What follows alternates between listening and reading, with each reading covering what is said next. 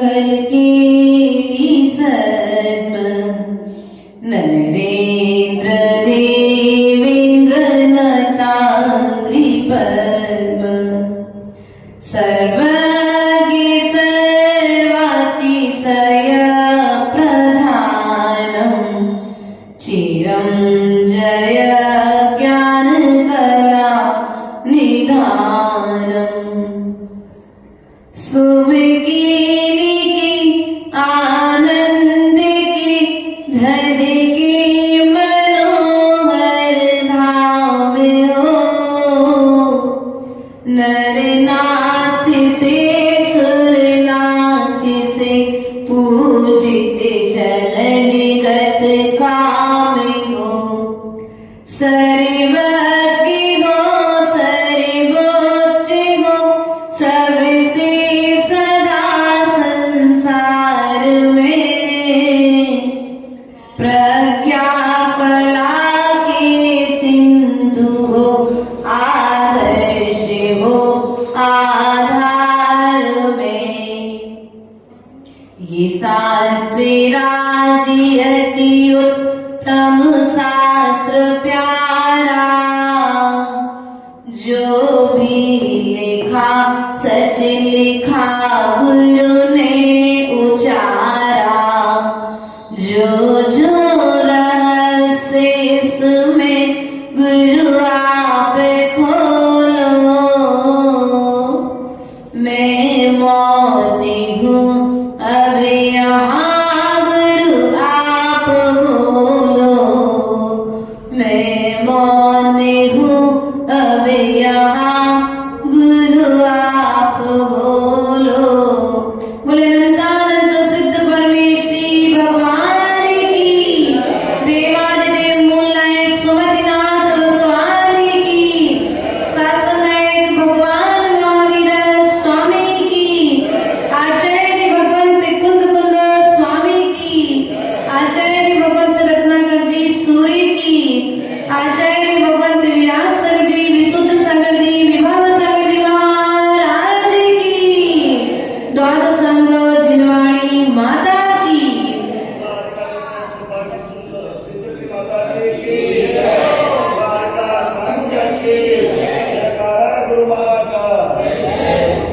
प्रिय बंधुओं द्वादश संघ मां जिनवाणी ने हम सभी के लिए कल बताया था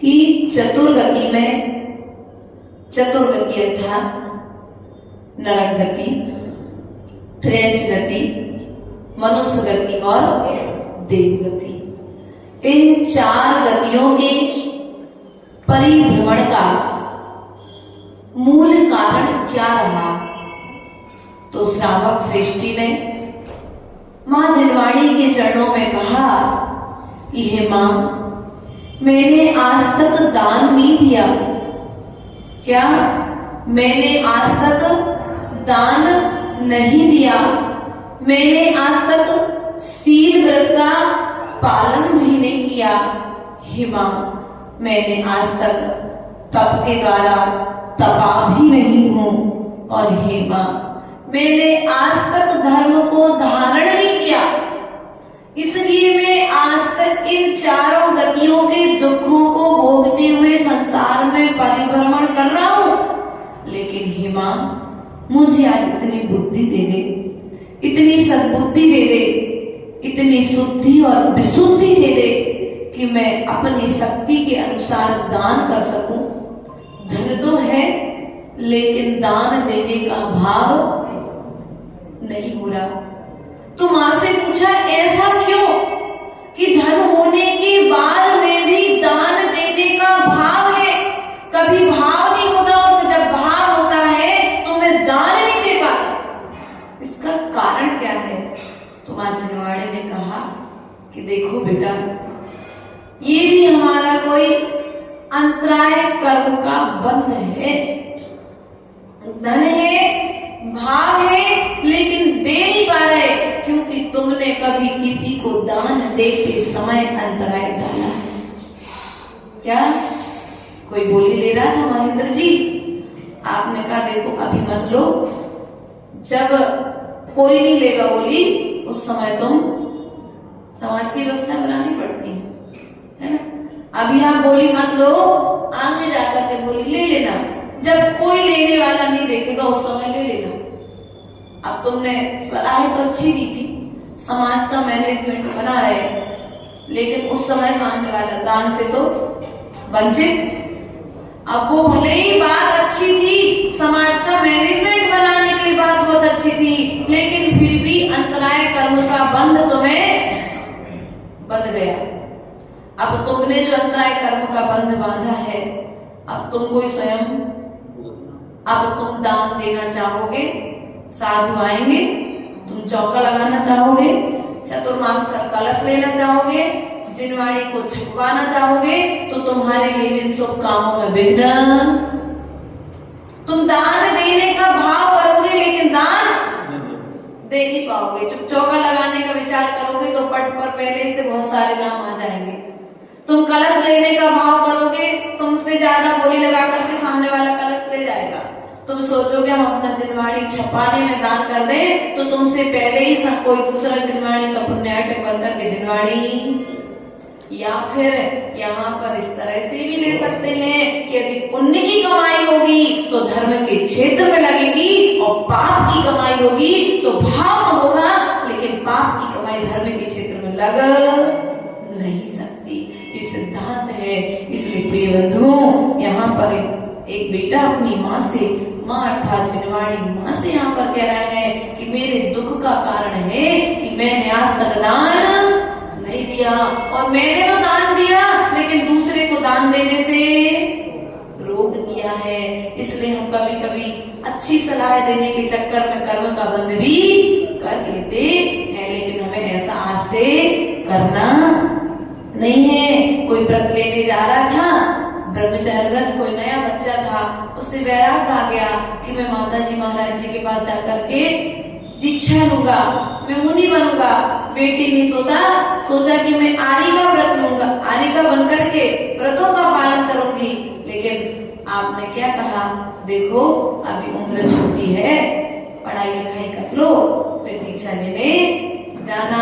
स्वयं तो व्रत पालते नहीं थे क्योंकि विवाह हो चुका था, लेकिन वो छोटी सी उम्र में जो व्रत लेने का भाव कर रहा है ना, उसको भी तुमने व्रत लेने से रोक दिया।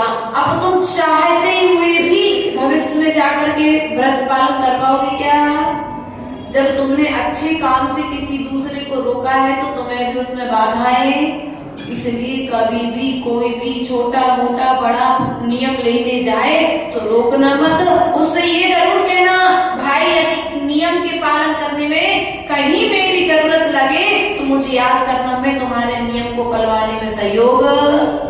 अब ये तो कहते नहीं है अरे भैया अभी उम्र क्या है, इतनी छोटी उम्र में पिच्छी ले लोगे फिर तुम्हारा व्रत हो जाएगा, अभी तो तुम्हें बहुत बड़ी गृहस्थी चलाना है। नहीं, किसी को कमजोर मत करना। देखो वह अनंतमती जिसके माता पिता व्रत लेने गए मुनिराज के पास में, अष्टांगा के व्रत में हम ब्रह्मचर्य व्रत के साथ रहेंगे। बेटी ने तो, माता पिता ने तो 8 दिन का व्रत लिया था, लेकिन बेटी ने व्रत आजीवन ब्रह्मचर्य व्रत ले लिया था। प्रिय बंधुओं, लेकिन माता पिता ने उस बच्ची को डांटा नहीं, तो उस बच्ची के व्रत का निर्दोष तरीके से पालन करवाया है। इसलिए प्रिय बंधुओं, यदि कभी भी कोई गृहस्थ श्रावक भी यदि गुरुओं के पास में ब्रह्मचर्य व्रत लेने जाता है तो हमें कभी रोकना नहीं चाहिए, क्योंकि यदि हम सामने वाले को रोकेंगे तो हमें भी कोई रोकने वाला आ जाएगा। उसके पश्चात में तप तपा नहीं, कोई उपास आदि करना चाहता था, कोई साधुओं की वैयावृत्ति करके जाना चाहता था, आपने क्या किया, उसे रोक दिया।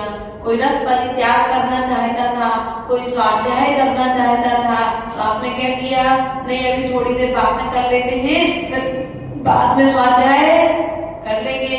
माता जी थोड़ी ना कहीं जा रही हैं, 8 बजे का टाइम है, 8:15 बजे तक चलेंगे अपन वैयावृत्ति करने। क्या किया अपन, बातें हम मंदिर में नीचे खड़े होकर के बातें करने लगे। और वहाँ टाइम था 8:30 बजे का, और 8:45 बजे तक अपन ने 15 मिनट साधु के एक्स्ट्रा ले लिए। अब उतने समय तुमने साधु को स्वाध्याय में बाधा डाली है तो कहीं ना कहीं तुम्हें भी उसका अंतराय भोगना पड़ेगा कि नहीं भोगना पड़ेगा। इसलिए किसी भी रूप में पाप का बंध नहीं करना है। उसके पश्चात में धर्म को धारा नहीं, अर्थात धर्म कहते कैसे हैं?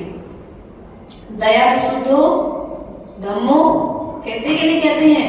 वस्तु स्वभावो धम्मो, जो वस्तु का स्वभाव है वह धर्म है, और दया करना धर्म है। जीवों की हिंसा से बचना, किससे बचना? जीवों के घात से बचना भी तो धर्म है। इसलिए प्रिय बंधुओं, धर्म कहीं बाहर में नहीं है, कोई बाजार में मिलने वाली वस्तु नहीं है।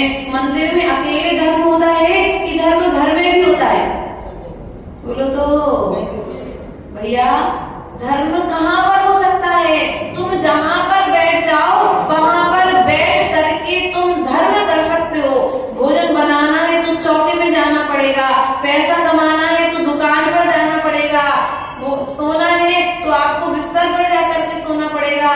लेकिन आचार्य भगवंत ने कहा धर्म एक ऐसा स्वभाव है, धर्म एक ऐसी वस्तु है कि तुम जहाँ चाहो, जैसा चाहो, जिस रूप में चाहो उस रूप में, उस स्थान पर बैठ करके, रास्ते में चलते चलते भी धर्म कर सकते हो, रात में सोते सोते भी धर्म कर सकते हो, भोजन करते करते भी धर्म, सामने वाले से बात करते हुए भी धर्म। बोलो तो कर सकते कि नहीं कर सकते?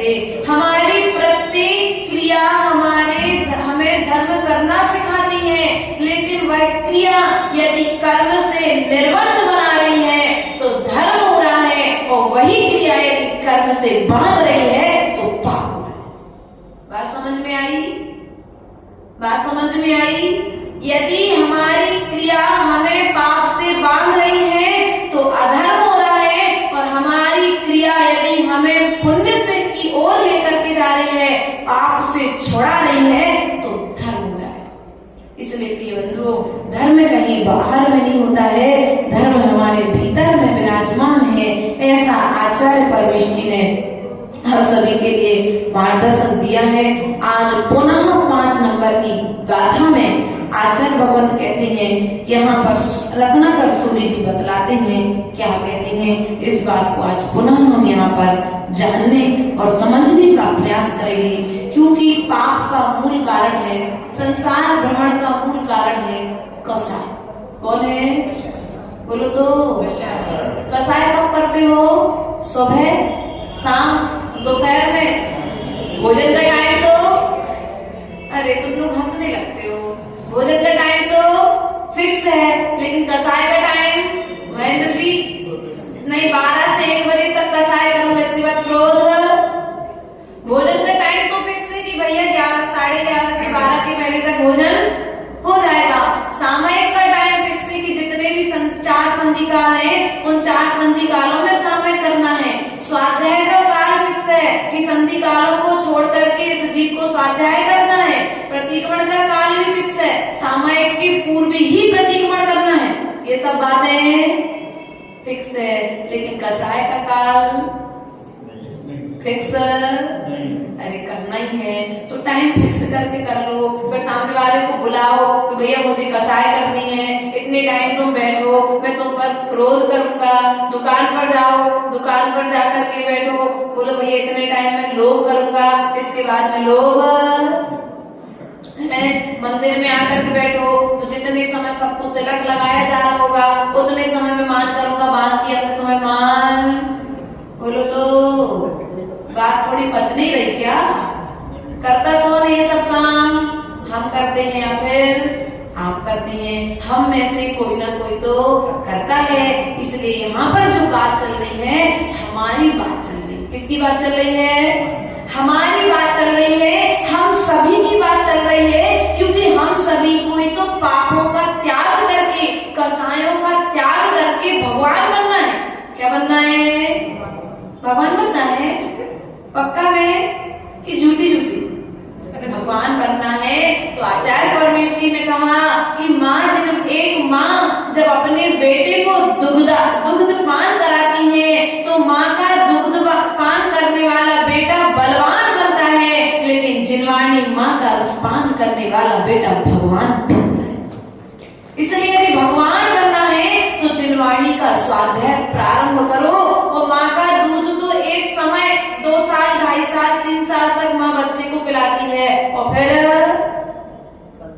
बंद कर देती, फिर गाय का दूध पीता है बच्चा, उसके पश्चात में।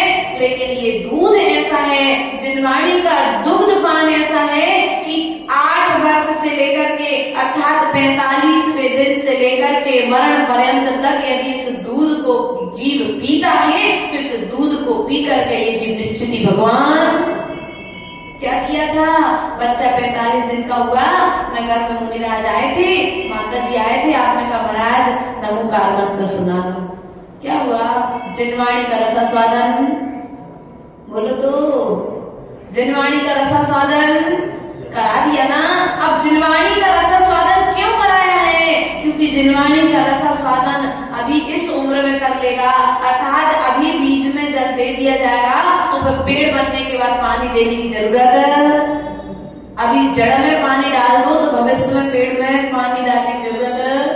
देखो रास्ते में कितने आम के पेड़ लगे हैं, जिसने आज से 20 साल पहले आम का वृक्ष लगाया होगा उसने उस समय पानी डाला था, लेकिन आज वो तो बीज बोने वाला तो चला गया, लेकिन आम का पेड़ आज भी फल दे रहा है कि नहीं दे रहा है।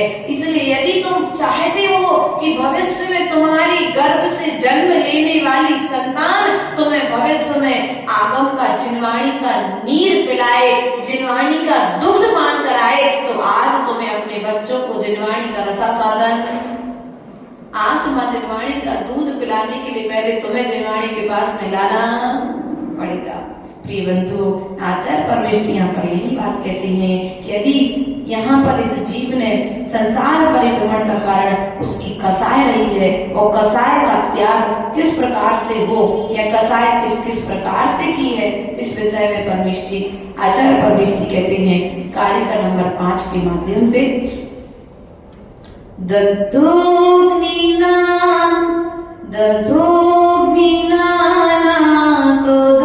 क्रोधमयीन दृष्टो निदृष्टि निलोभाक् श्रियं मंगल कीर्षण दद्धोग्निना क्रोधमयीन दृष्टो दृष्टि निलोभाक् महोरहीन ग्रस्तो भीमाना जगरीण माया चालीने बद्धोस्मि कथम भजितुम। अर्थात यहाँ पर कहते हैं क्रोध अग्नि के द्वारा, कौन से अग्नि के द्वारा? क्रोध अग्नि के द्वारा यह जीव जलाया गया, और लोभ के द्वारा यह जीव लोभ रूपी, लोभ अर्थात अपन करते हैं, लोभ करते हो आप लोग किस किस चीज में? भोजन में लोभ करते हो, बोलो तो, किस चीज में लोभ करते हो? लोभ का भी तो कुछ परिमाण होगा ना आपका। ऐसा हो कि सोना चांदी, किसी को सोना चांदी बटोरने का शौक होता है, बहुत सारे इकट्ठा करने का होता है, किसी को मकान बनाने का शौक होता है, किसी को कपड़े इकट्ठे करने का शौक होता है, किसी को बहुत सुंदर सुंदर अच्छा अच्छा भोजन करने का शौक होता है। तो आप लोग का इसमें से कौन सा शौक है? एक आध है कि सब है? इसमें हमारे अध्यक्ष सागर महाराज जी कहते थे अचत नैया बचत नैया, आ जाए सो बचत नैया। हमारी लोभ वृत्ति इस प्रकार की है कि हमारे पास में पचाने की शक्ति तो नहीं है, शक्ति नहीं है संभालने की, जितना है उतना संभाल नहीं पा रहे। लेकिन यदि पड़ोसी का घर फ्री में मिल रहा है तो वो भैया ठीक है हमारे नाम रजिस्ट्री करवा लेंगे। यदि कोई फ्री में सोना खरीदने जाना पड़े तो जितना अपनी शक्ति थी उतना तो खरीद चुके, लेकिन यदि कोई दूसरा देने तैयार हो तो वो भी हम सादा से रख लेते हैं। भोजन में भी यदि हम अच्छा भोजन कर चुके हैं और मनपसंद चीज यदि सामने आ गई तो उसको भी भोजन करने से पीछे नहीं रहते हैं। बहुत सारी साड़ियां घर में रखी थी, लेकिन फिर भी यदि बाजार में कोई नया पैटर्न निकल आई है तो फिर अरे लोग हंसते हो, ऐसे ही करते ना आप लोग। गलत तो नहीं कहा मैंने कहीं? यदि गलत कहा हो तो बता देना। देखो अपन को आता तो कुछ भी नहीं है, लेकिन अच्छा ये लोग ऐसा करते इसलिए हंस रहे हैं। देखो ऐसा नहीं करना चाहिए, क्योंकि अनादि काल से हमने किया है। ये सब कार्य तो करते आ रहे हैं आते।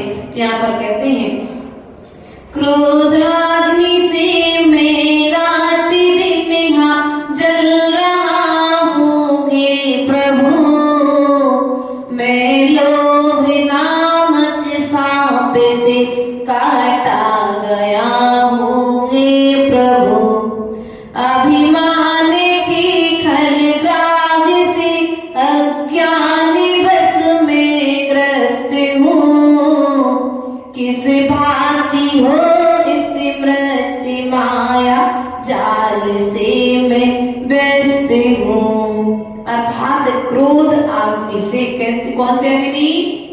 क्रोध अग्नि। ये देखो, व्यक्ति आग से जल जाए तो एक बार मरता है। क्या? यदि आग से जल जाए तो एक बार मरता है, लेकिन क्रोध रूपी अग्नि इस जीव को अनंत अनंत भवों से पर्यायों में घुमाते फिराते लेकर के आ रही है।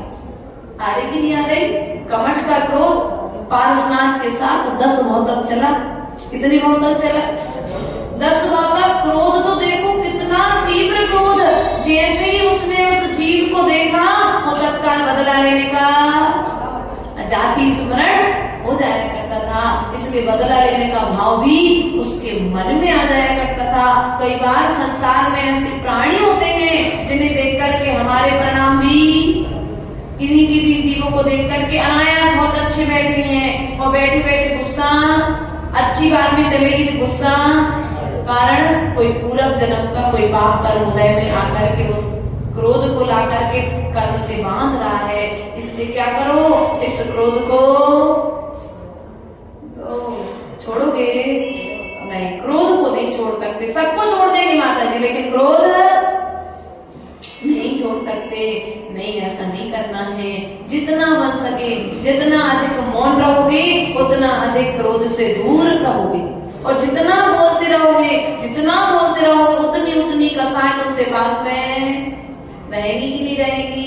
इसलिए कसायों से यदि बचना है तो क्या करो, अधिक से अधिक समय या तो मौन रहो। अब मौन नहीं रह सकते तो जिनवाणी का स्वाध्याय करो। क्या करो? हम लोग क्या करते, कसाय करने का समय ही नहीं देते हम लोग। जो समय के बाद बैठे 1:30 बजे से लेकर के 4 बजे तक लगातार स्वाध्याय, दोपहर में 5-6 क्लासें हो जाती। उसके पश्चात 4:30 जंगल से आने के पश्चात में पुनः अपना प्रतिक्रमण, और 5:30 बजे सामयिक, 6 बजे सामयिक, 6:30 बजे सामयिक, 6:45 बजे तक फ्री हो गए। तत्काल अपने क्लास में नीचे फिर श्रेणी चरित्र की क्लास और फिर भैया प्रतिगत पुनः फिर स्वाध्याय। अगर खाली रहेगा दिमाग तो कहीं ना कहीं कसाय आकर उत्पाद, हमने उत्पाद करने के लिए मौका ही नहीं छोड़ा कि सुबह 4 बजे से उठने के पश्चात जो इस आत्मा के प्रदेशों के लिए, अपने भावों के लिए, अपने मन के लिए जो आत्मा जिनवाणी से जोड़ करके रखा है, और अब जिनवाणी से जुड़ी है आत्मा, तो निश्चित उतने समय कर्म के बंधन से बची है। इसलिए जब तुम्हें जितना समय मिले उतने समय क्या करो, तुम मौन रखो या फिर स्वाध्याय। क्या करो? मौन रखो या फिर स्वाध्याय करो। स्वाध्याय करने में मन नहीं लगे, मौन लेने में मन नहीं लगे, तो अपने मन को शांत रखो। क्या करो? उतने समय कुछ ऐसा काम करो जिसके कारण तुम्हें क्रोध उत्पन्न ना हो। तुम्हारा शत्रु भी तुम्हारे सामने में आ जाए तो ये नियम ले लो, मेरा 1 घंटे क्रोध करने का त्याग। 1 घंटे क्रोध करने का, हो सकता है 1 घंटे का तुमने क्रोध करने का त्याग किया है, उसी समय तुम्हारी समाधि हो जाए, और समाधि हो जाए तो तुम कहाँ जाओगे सीधे? बोलो तो। आलू का त्याग कराने वाला, प्याज का त्याग कराने वाले, सब बहुत सारे व्यसन हैं। उन व्यसनों का त्याग आज महिलाएं नहीं कर रही। आप लोग आलू खाते क्या? नहीं खाते। लगभग सभी लोग अभक्ष्य चीजें बहुत कम लोग ग्रहण करते हैं, लेकिन फिर भी आचार्य भगवान कहते हैं वह भोजन का अभक्ष्य तो तुम्हारे लिए उतना तुम्हारे शरीर को बीमार करेगा, लेकिन ये जो कसाय, जो अभक्ष्य है, ये अभक्षतों को, पूरे जीवन को और भाव को नष्ट कर रही है। इसलिए कसाय कहते किसे हैं? जो आत्मा आत्मा के परिणामों को कसती है। क्या करती है?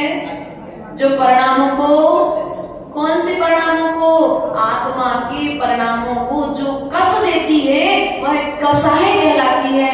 इसलिए प्रिय बंधुओं, क्रोध एक ऐसी कसाय है जो व्यक्ति को अंधा कर देती है। ना क्रोध के आवेश में आकर के व्यक्ति छोटा देखता है और ना ही बड़ा देखता है, और क्रोध के आवेश में आकर के उसे जैसा दिखता है, जो चीज हाथ में आती है उन सब चीजों का घात कर देता कि नहीं। कई बार आप लोग क्रोध में आकर के मोबाइल, महेंद्र जी, जब से मोबाइल आया है और जिस व्यक्ति को क्रोध आता है सबसे ज्यादा किसको फोड़ेगा? मोबाइल को। जल्दी से गुस्सा आया कि मोबाइल है, हाथ में वही है। इसलिए ऐसा क्रोध क्या काम का कि तुमने साल भर कमाई करी, लाख भर का मोबाइल खरीदा और 1 मिनट के क्रोध ने तुम्हारे लाख रुपए 1 मिनट बर्बाद।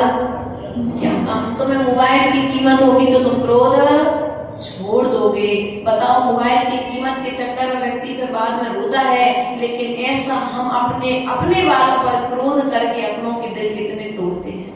मोबाइल टूटा तो व्यक्ति बाद में फिर अरे 1 लाख रुपए का नुकसान हो गया, लेकिन 1 लाख रुपए से ज्यादा कीमत था हमारे अपनों के बीच के संबंध, जो क्रोध में आकर के हम क्या कर देते हैं? बिगाड़ देते हैं। उतने समय धैर्य रख लेते तो तत्काल क्रोध नहीं आता, और क्रोध नहीं आता तो अपने आपस के संबंध भी खराब नहीं होते। अर्थात जो कसती है, किसको करती है? चारित्र रूप परिणाम को कसने वाली होती है कसाय। अब कसाय के यहाँ पर भेद बताते हुए आचार्य परमेष्ठी कहते हैं, कसाय तो पहले कसाय के कितने भेद बताए? 4, क्रोध, मान, माया और लोभ। अब इसको डीपली लेकर के जाएंगे तो अनंतानुबंधी, अप्रत्याख्यान, प्रत्याख्यान और संचलन। अब सम्यक दृष्टि की जो मिथ्या दृष्टि की जो कसाय होगी वो अनंतानुबंधी रूप होगी। कौन सी होगी? अनंतानुबंधी रूप। अनंतानुबंधी कसाय वाले का गुण स्थान कौन सा होगा? पहला गुण स्थान होगा। अर्थात जो अनंतानुबंधी कसाय है, अर्थात 6 महीने से ऊपर, 6 महीने तो मर्यादा बताएगी हमारी तो कहना माता जी पहले से सालों से चल रही है।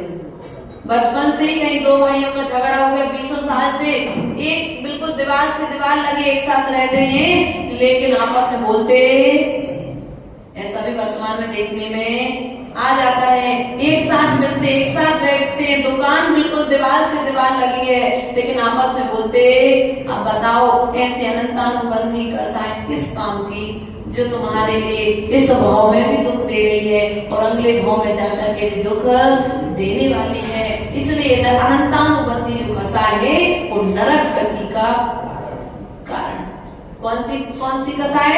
अनंतानुबंधी कसाय नरक गति का कारण है। उसके पश्चात में आती है अप्रत्याख्यान कसाय। तो जो अप्रत्याख्यान कसाय करता है वह तिरंज गति का पात्र होता है, और जो प्रत्याख्यान कसाय करता है वह मनुष्य गति, और जो संजुलन कसाय करता है वह देव गति का पात्र है। क्योंकि पंचम काल में तो संजुलन के बाद में व्यवस्था नहीं है, पूर्ण रूप से अनंत तो मर नहीं सकता है। इसलिए कभी किसी महाराज जी को गुस्सा आ जाए, किसी माता जी को गुस्सा आ जाए, तो ये नहीं सोचना रे हमें गुस्सा आता तो आता, महाराज जी माता जी को भी गुस्सा आता है। हाँ भैया, व्यवस्था है, आगम की व्यवस्था है कि उन्हें आएगी गुस्सा। कितनी देर की? जैसे पानी पर खींची गई, कितनी देर की गुस्सा आएगी? पानी पर खींची गई रेखा। अगर कभी उनके मन में मायाचारी का भाव आएगा भी तो कितनी देर के लिए आएगा? पानी पर खींची गई रेखा के समान। कभी उन्हें मान यदि आ गया थोड़ा बहुत तो वो भी कैसा? पानी पर खींची गई रेखा के समान। लोभ आएगा तो किसका लोभ आएगा?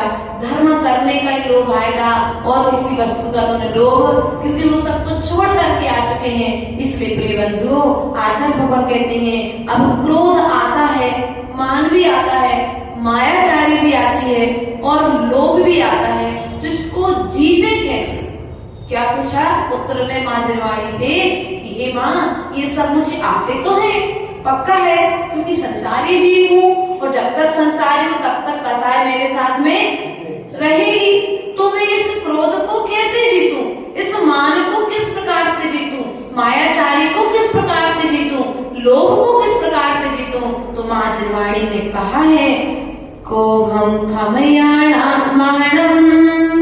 सम्मदवीणज्य जवेणिमायं च संतोषेणैलोहम् जयति खुवे चौविहाकसाय। अर्थात क्षमा से क्रोध को, किसको जीतना है?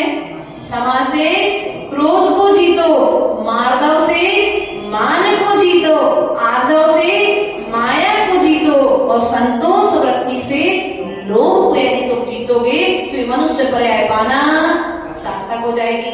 अब क्षमा, किसी ने कोई वस्तु तोड़ दी, फोड़ दी, कोई बात नहीं, वस्तु तोड़ी है ना, जुड़ जाएगी, कुछ समय पास धन इकट्ठा होगा, नहीं आ जाएगी। लेकिन एक बार तुम्हारा उससे संबंध यदि टूट गया फिर दोबारा वो संबंध जोड़ना बड़ा।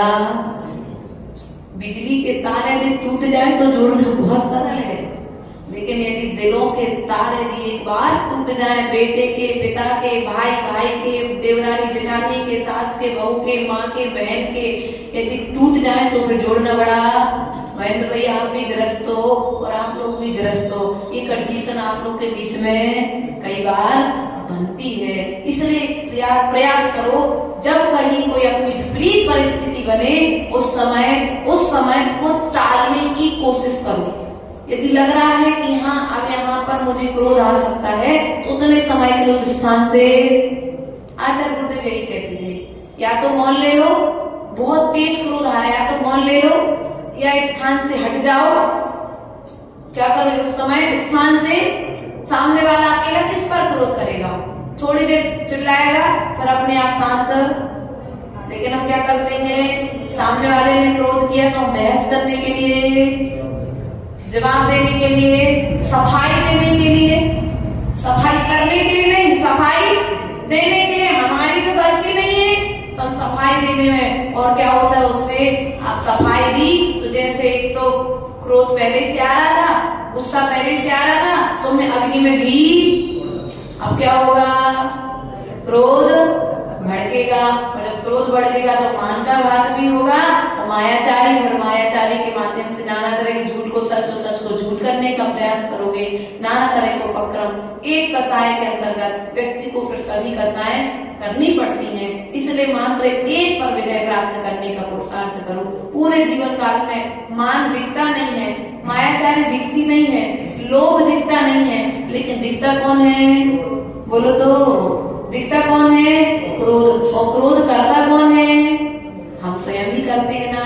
लेकिन जो दिखता है व्यक्ति उसी तरह से लोग उसको मान लेते हैं, उसके प्रति वैसी ही धारणा बना लेते हैं। इसलिए हमारे प्रति कोई व्यक्ति गलत धारणा बनाए उसके पहले हमें उसका त्याग कर देना चाहिए। उसके पश्चात में कहते हैं, आर्जव को मायाचारी से और संतोष को लोभ वृत्ति से जीतने का प्रयास करो। आचार्य भगवत ने कहा, जिस प्रकार से जलेन जनितम पंकम जलेन परिशुद्धते, चित्तेन जनितम पंकम चित्तेन परिशुद्धते। क्या कहा? एक अर्थ तो मैंने याद कर सकते, जलेन जनितम पंकम, बोलो, जलेन जनितम पंकम जलेन परिशुद्धते, जलेन जनितम पंकम जलेन परिशुद्धते, चित्तेन जनितं पंकम चित्तेन जनितं पापम चित्तेन जनितं पापम चित्तेन परिशुद्धते। अर्थात जिस प्रकार से जल से कीचड़ उत्पन्न होता है और जल से ही कीचड़ साफ होता है, जिस प्रकार से चित्त से ही कसाय पाप उत्पन्न होता है और चित्त से ही कसाय साफ होती है, बस उसी प्रकार से है कि हमारे लिए क्या करना चाहिए? अपने चित्त को पाप में न लगा करके पुण्य में लगाने का पुरुषार्थ करना चाहिए, तभी जाकर के मनुष्य पर्याय पाना सार्थक हुआ होगा। इन्हीं भावनाओं के साथ बोले परम पूज्य आचार्य गुरु विभव सागर जी महाराज की द्वादशांग जिनवाणी माता